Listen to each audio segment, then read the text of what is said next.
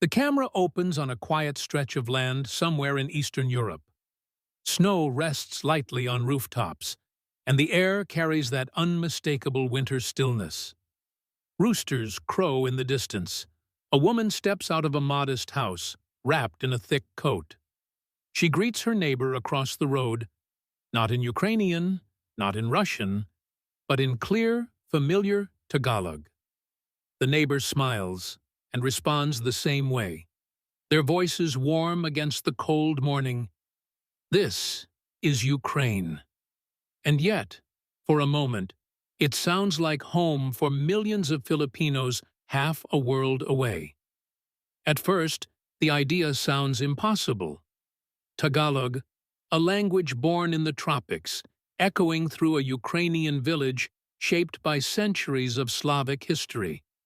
But stories like this don't begin with geography. They begin with people, with movement, with sacrifice, with quiet decisions made far away that ripple across continents. To understand how Tagalog found a place here, you have to understand the Filipino story itself. The Philippines is a nation defined by migration. For decades, Filipinos have left home not because they wanted to abandon it, but because loving their families meant going where work could be found. Nurses, caregivers, engineers, seafarers, teachers, technicians. They went to the Middle East, Europe, Asia, North America. Anywhere opportunity opened its door, even slightly. Ukraine, before war reshaped its image in the world, was one of those quieter destinations. It wasn't famous, it wasn't glamorous, but it had universities with affordable tuition, hospitals in need of staff, factories looking for skilled hands, and families seeking caregivers. For Filipinos used to navigating uncertainty, Ukraine offered something valuable, a chance. The first Filipinos who arrived here didn't come as a group. They came alone. A student accepted into a medical university, a nurse recruited by a private clinic, a woman hired as a caregiver for an elderly couple, a technician contracted by a manufacturing firm. Each arrival seemed small, almost invisible. No headlines, no fanfare, just a suitcase, documents, and a quiet prayer whispered before stepping into a foreign winter. Loneliness is the first universal language of migration. The cold was sharper than expected. The language felt heavy on the tongue. The food was unfamiliar. But Filipinos are known for adapting, and slowly, connections formed. One Filipino met another at a market. Someone overheard Tagalog on a bus. A Facebook message led to a shared meal. Adobo cooked in a small apartment tasted like relief. Over time, these individuals clustered not by design, but by gravity. They settled near places of work, near schools, near families who employed them. A few streets became familiar. A few houses became gathering points on Sundays. What began as coincidence slowly became community.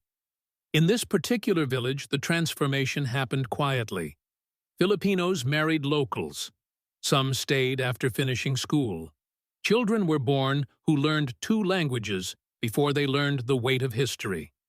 Inside their homes, Tagalog was spoken with affection, jokes, discipline, and prayer. Outside, Ukrainian was used to navigate daily life. The languages didn't compete. They coexisted. Walk through the village on a weekend afternoon, and you might hear children switching effortlessly between languages mid-sentence. You might hear a grandmother counting in Tagalog while hanging laundry. You might pass a kitchen window where lumpia is being fried next to traditional Ukrainian dishes. Culture didn't replace culture. It layered itself gently on top. What's striking isn't just that Tagalog is spoken here. It's how it's spoken, not as a performance, not as a novelty, but as life. The language carries jokes that only make sense if you grew up Filipino. It carries respect embedded in honorifics. It carries emotional shortcuts that don't translate easily. It carries home. Ask the villagers why they speak Tagalog, and they don't answer with shock or pride. They answer with stories. About a mother who worked 2 jobs abroad. About a father who stayed behind but supported the journey. About distance measured not in kilometers, but in missed birthdays and video calls. Tagalog became the thread that held identity together in a place where everything else felt foreign. The local Ukrainians didn't resist it. That's another part people don't expect. Instead of hostility, there was curiosity. Children learned words from their friends. Neighbors learned greetings. Some even picked up expressions without realizing it. Language, after all, spreads most easily where there is trust. This village didn't wake up one day and decide to speak Tagalog. It grew into it. Slowly. Organically. Humanly. Religion played its role too. Many Filipinos are deeply spiritual, and gatherings around prayer became social anchors. A rented room for worship became a meeting point. Hymns were sung in Tagalog. Afterwards, food was shared. Locals were invited. Walls softened. Differences felt smaller. Then came the internet age. Video calls brought the Philippines into Ukrainian living rooms. Children heard grandparents speaking Tagalog on screens. Filipino TV shows played in the background. Music crossed borders effortlessly. Language stopped being something you left behind. It traveled with you. When global events later cast Ukraine into the world's spotlight, the Filipino community faced a painful crossroads. Stay or leave. Some evacuated. Some remained. Through uncertainty, Tagalog once again became a comfort language. A way to process fear. A way to reassure children. A way to remind each other who they were. What makes this story powerful isn't the shock value. It's the ordinariness of it. This isn't a tourist attraction. There's no sign announcing a Tagalog-speaking village. No museum exhibit. Just people living their lives. In a small shop, a Filipino woman chats with the owner about rising prices, switching between Tagalog and Ukrainian without noticing. In a schoolyard, kids argue over a football game, their insults a playful mix of both languages. In a quiet home, an elderly Ukrainian listens as her caregiver speaks Tagalog on the phone, even though she doesn't understand the words. She understands the tone, the care, the humanity.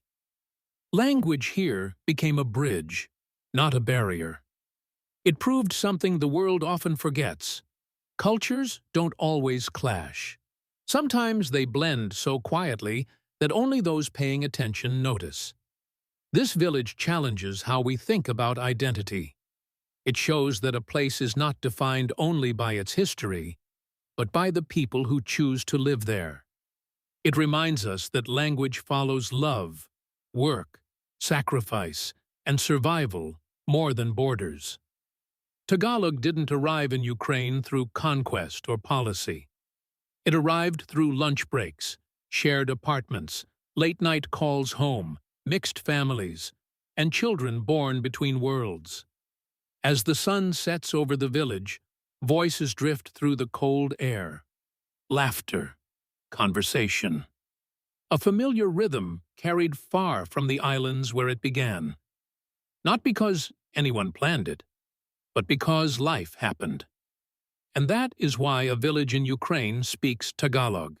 Not because it's unbelievable, but because it's deeply human.